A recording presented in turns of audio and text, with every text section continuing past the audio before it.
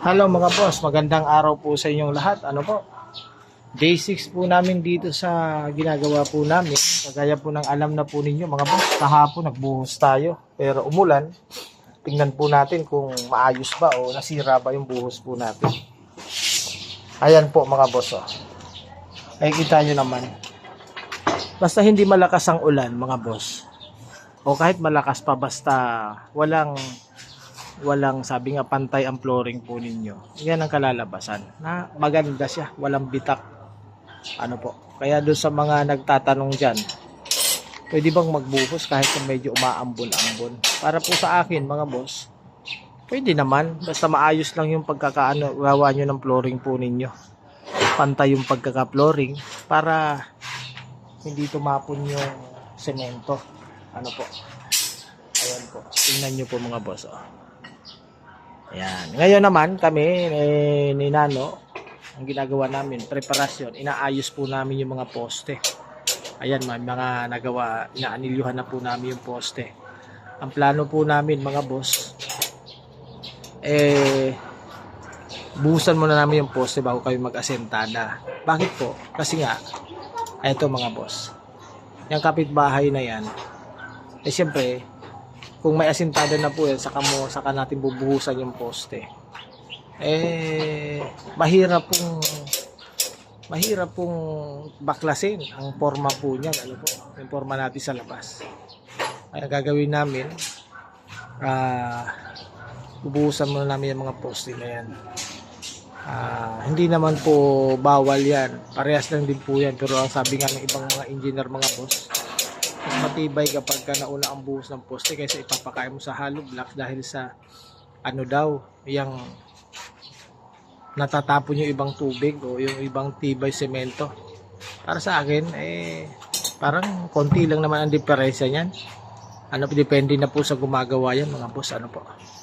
Ngayon mga boss, sa mga nagtatanong po sa akin, anong basehan o paano mo malalaman yung layo o distansya ng anilyo ninyo, yung stirrup na ilalagay po natin, ano ba talaga standard niyan? Kasi yung helper ko na yan, sabi niya 15 cm lang daw ang pagitan. Pwede naman yon mga boss, 15 cm, basta maraming pera yung may-ari. Pero standard talaga niyan mga boss, ito po yan, para malaman nyo ang distansya ng anilyo po ninyo. Ito ipapakita ko po sa inyo. Ito po technique dyan mga boss. Sa mga baguhan, ano po?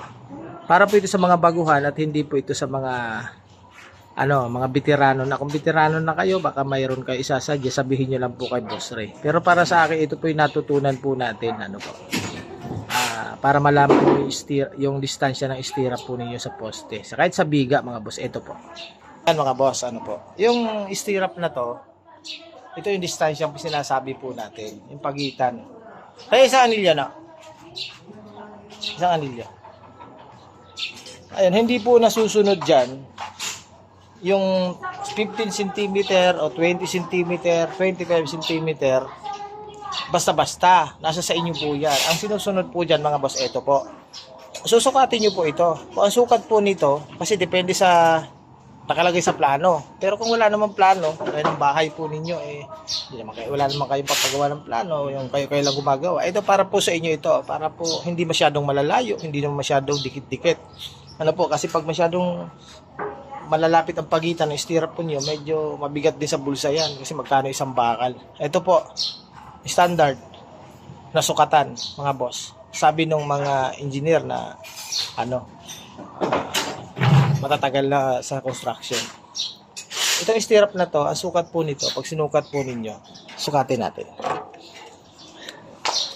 Ito po. Ayan.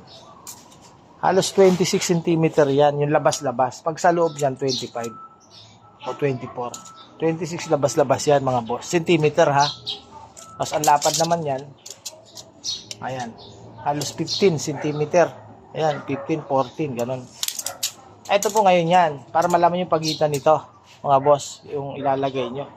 Kung ito po, 26 cm dapat, ang maging pagitan nyo, hindi aabot ng 26. Paano po ba yon?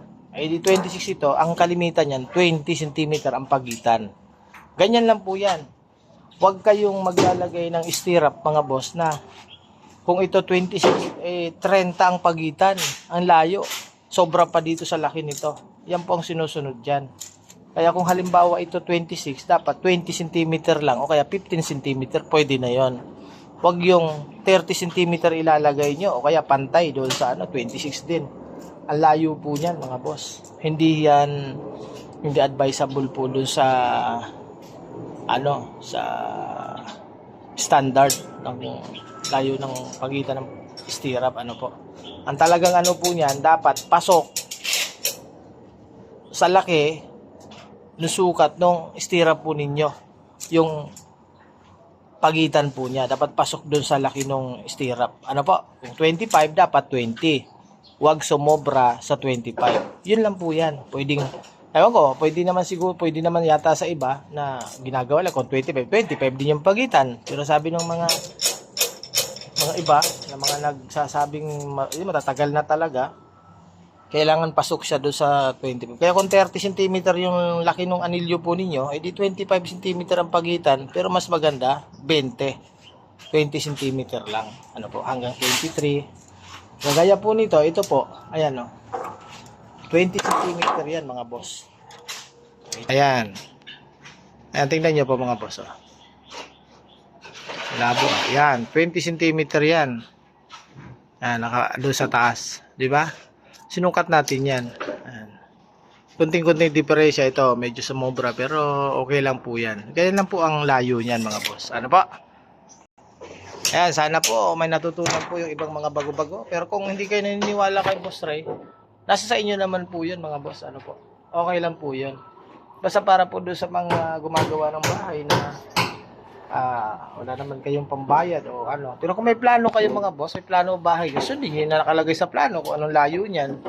Pero kalimitan po yan, 20, 15, yung pinakalimitang layo po niyan ng stirrup po natin. Po. Pero sa dulo niyan, meron po yung ayan Ayan, may malalapit yan, 5 cm tatlo.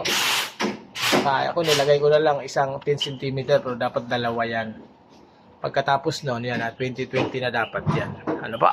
Okay? Ganon din sa baba. Mayroong 5 cm na tatlo yan. Nakabaon na kasi yung iba dyan. Tapos mayroong 10. 20 na yan. Hahatiin nyo na lang. Okay? Mga boss, huwag kayong babase doon sa sa laki. Dapat pasok kayo doon sa laki ng stirrup po ninyo para sigurado po. Ayan. Okay? Ikaw ano sasabihin mo? Okay naman. Okay. Sige mga boss, ingat po. Ayan.